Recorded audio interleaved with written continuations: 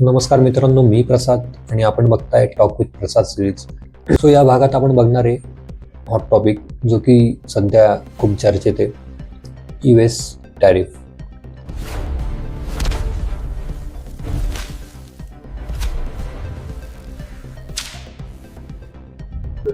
America आणि चीन यांच्यामधलं सुरू झालेलं हे व्यापार युद्ध, याचा परिणाम भारतावर काय होऊ शकतो किंवा याचा तोटा काय होऊ शकतो भारतावर, हे आपण या व्हिडिओमधून समजून घेऊया.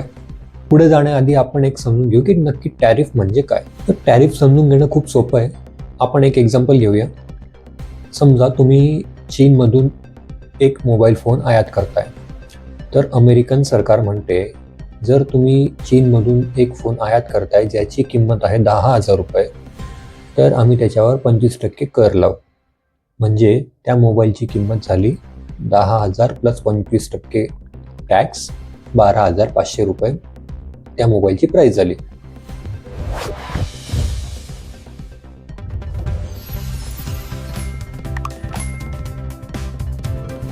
याच टॅक्सला म्हणतात टॅरिफ. पण प्रश्न येतो की हा टॅरिफ सरकार लावतं का? जर परदेशी वस्तू स्वस्त मिळत राहिल्या तर लोक त्याच वस्तू प्रेफर करतील. त्याचा परिणाम कंपन्यांवर होईल, कंपन्या बंद पडतील आणि लोकांच्या जॉबवर त्याचा थेट परिणाम होईल. म्हणून सरकार टॅरिफ लावतं परदेशी वस्तू महागड्या करायला, जेणेकरून लोक स्वदेशी वस्तू प्रेफर करतील. आता प्रश्न येतो, अमेरिका इतका ॲग्रेसिव्ह का झालाय टॅरिफबद्दल? तो एक रिझन असं असू शकतं की अमेरिका चीनकडून खूप साऱ्या वस्तू इम्पोर्ट करतं, पण त्याच प्रमाणात चीन अमेरिकेकडून खूप कमी प्रमाणात वस्तू विकत घेतं. अमेरिका किती जास्त घेतं माहीत आहे का? 280 अब्ज डॉलर्स अप्रॉक्सिमेट, म्हणजे 23 लाख कोटी रुपये. ट्रम्प म्हणतात आमचा पैसा सगळा चीनकडे चाललाय, आमच्या लोकांचे जॉब जात आहे, आता बस आम्ही टॅरिफ वाढवणार. दुसरं रिझन असं असू शकतं की बघा, आजकाल सगळं टेक्नॉलॉजीवर डिपेंड आहे. Semiconductor, batteries, rare earth minerals, या सगळ्यात चीनचं मोनोपोली आहे. तर अमेरिकेला वाटते चीनने कधी हा सप्लाय बंद केला तर अमेरिकेचं काय होईल, म्हणून ते म्हणतात आम्ही स्वतः बनवायला हवं. तर तिसरं रिझन असं असू शकतं की अमेरिकेचा चीनवर आरोप आहे की चीन सरकार अब्जोदिश डॉलर सबसिडीज देतं, कमी पगारात लोकांना काम करून घेतं, पर्यावरण नियम त्यांचे एवढे स्ट्रॉंग नाही, यामुळे चीनच्या वस्तू आर्टिफिशियली स्वस्त होतात. अमेरिकन कंपनी त्यांच्याशी कम्पीट करू शकेल का? हा अमेरिकेला सगळ्यात मोठा प्रश्न आहे. आणि चौथं रिझन असं असू शकतं की अमेरिकेला किंवा ट्रम्पला अमेरिकेत मॅन्युफॅक्चरिंग हब वाढवायचं आहे, म्हणजेच की अमेरिका फर्स्ट. म्हणून टॅरिफ हे अमेरिकेचं मुख्य वेपन आहे. सगळ्यात येतो मोठा मुद्दा की 500% टॅरिफ. तुम्हाला माहिती आहे का, चीनच्या ज्या EV मॅन्युफॅक्चरिंग कंपनीज आहे जसं की BYD, झिपिंग, निओ, त्यांची इलेक्ट्रिक कारची किंमत किती असू शकते? तर फक्त 10,000 ते 15,000 डॉलर्स, म्हणजे 8 ते 12 लाख रुपये.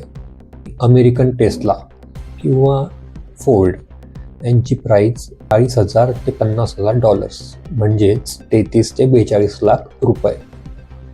तर यातला फरक बघितला का तुम्ही? जवळपास 4 पट. आता विचार करा की जर हे स्वस्त कार अमेरिकेत आले तर काय होईल?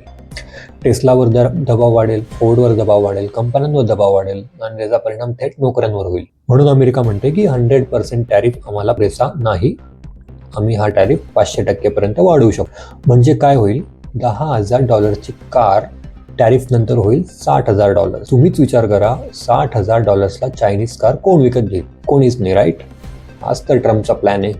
I mean, I had India coming to me, sir, I've been waiting 5 years. We're changing it. We're changing it. India ordered 68 Apaches, and Prime Minister Modi came to see me. Sir, may I see you, please? Yes, I have a very good relationship with him. He's not that happy with me because, you know, they're paying a lot of tariffs now because they're not doing the oil, but they are. They've now reduced it very substantially, as you know, from Russia. We're getting rich because of tariffs, by the way. I hope everyone understands that. पण हे सगळं चाललं काय? तर main मुद्दा असा असू शकतो की चीनची इकॉनॉमी त्यांना कमकुवत करायची आहे आणि अमेरिकन मॅन्युफॅक्चरिंग त्यांना वाढवायची. आता दुसरा प्रश्न असा येतो की भारताला यातून काय फायदा किंवा काय तोटा?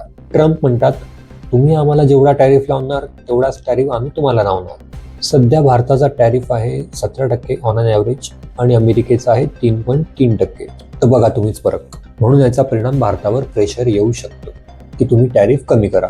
आणि हा ट्रेड वॉर असाच सुरू राहिला तर संपूर्ण जगाची इकॉनॉमी मंद होईल. सगळ्यांचा एक्सपोर्ट कमी होईल. भारताच्या GDP ग्रोथवर पण याचा परिणाम दिसू शकतो आणि थेट परिणाम शेवटी सर्वसामान्यांच्या खिशावर पडणारच. माझ्या मते भारतासाठी हे डबल एज स्वॉर्ड आहे.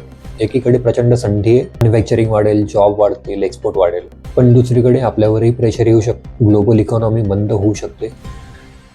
तर हे फक्त अमेरिका आणि चीन याचं युद्ध नाहीये, हे संपूर्ण जगाच्या इकॉनॉमीला बदलणारं युद्ध आहे आणि भारताला या युद्धात आपली जागा घ्यायची. तुम्हाला काय वाटतं की भारताला यातून काही फायदा होईल का, किंवा भारत या चॅलेंजला ॲक्सेप्ट करेल का?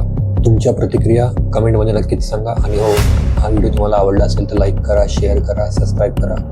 मी लवकरच तुमच्यासोबत नेक्स्ट व्हिडिओ घेऊन. तोपर्यंत जय हिंद, जय महाराष्ट्र.